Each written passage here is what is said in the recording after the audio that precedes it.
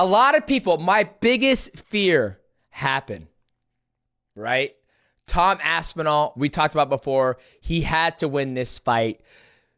Obviously, for his legacy and for him to, not back up everything, he talked about, but like John Jones, I'll never forget what he said. Here today, gone tomorrow.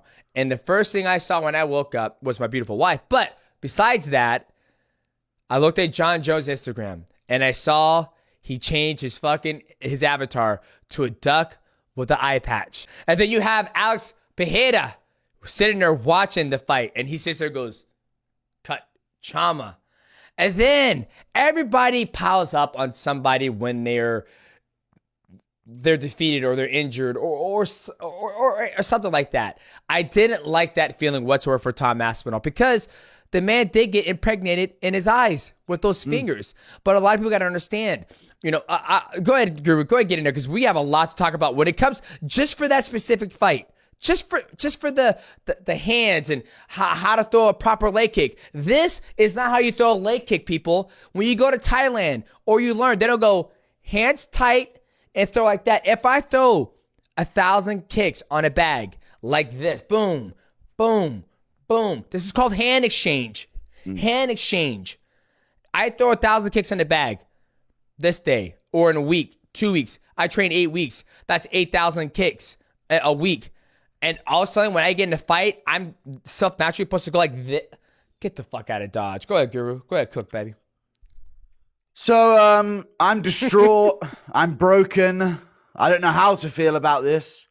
But Tom Aspinall, basically, Ciryl Gane went bowling and used Tom Aspinall's face as a bowling ball. All he was missing was a thumb in the mouth. I swear. Yeah. He had 2 fingers up top in each eye, 1 thumb in the mouth, and Ciryl was about to bowl a strike with Tom Aspinall's head.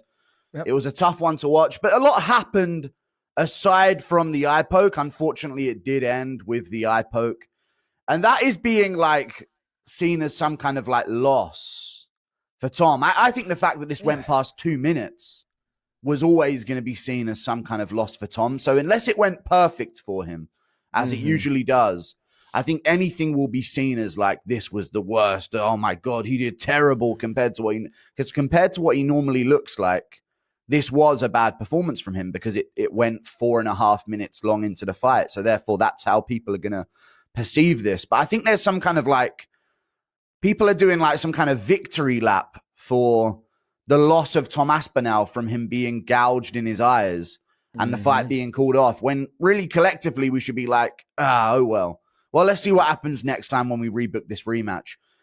But yeah, there's a lot to talk about in this fight because not only was Tom Aspinall eye poked, and it was really bad. And we can talk about the logistics of the eye poke and how that works and how it can be solved. And maybe we'll get into that a bit afterwards. But Ciryl Gane was looking good.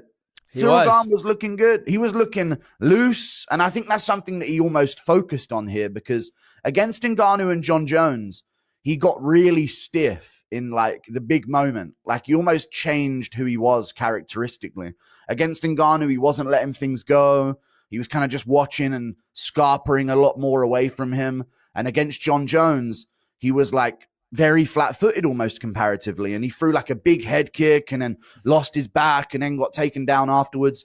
Whereas in this fight, he kind of was making a point to shake out his shoulders in front of him and do a lot of this movement to ease the pressure off of him. So he could just start flicking the jab. He almost threw no kicks. And I thought we were having a good tit-for-tat fight. A lot of people see it as Gane was picking Tom apart. But I see it and I think, Gane's probably up by a couple strikes here, but this is a tit-for-tat move. I just think when we go into the unknown for Tom, it's seen as it's seen as a negative. Ciryl Gane's done better than every opponent before. Therefore, he's doing really good against Tom Aspinall. And that's always going to be the narrative. It's like if someone shucked off Khamzat Chimaev's takedowns in round 1.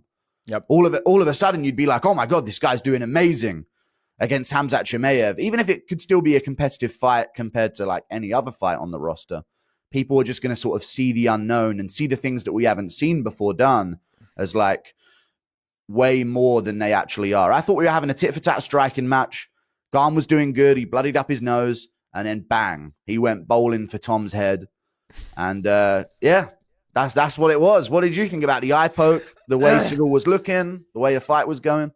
I think a lot of people wrote off Ciryl Gane, and I was one of them. Not gonna lie, his last performance against John Jones wasn't that great. You know, John Jones was able to get him down, got him with that guillotine, very easy to defend guillotine.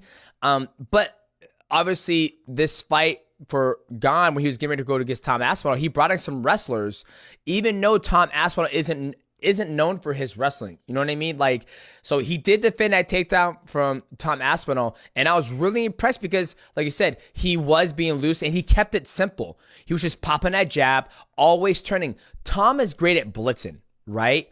And the one thing Tom does that gets him in trouble is the way he moves his head back, right? And he's always trying to get to his opponents by not rushing, but like blitzing across the void, get the combination. And Gane was doing a good job of turning, always forcing Tom to turn. And Tom could not find Ciryl Gane like he has his other opponents.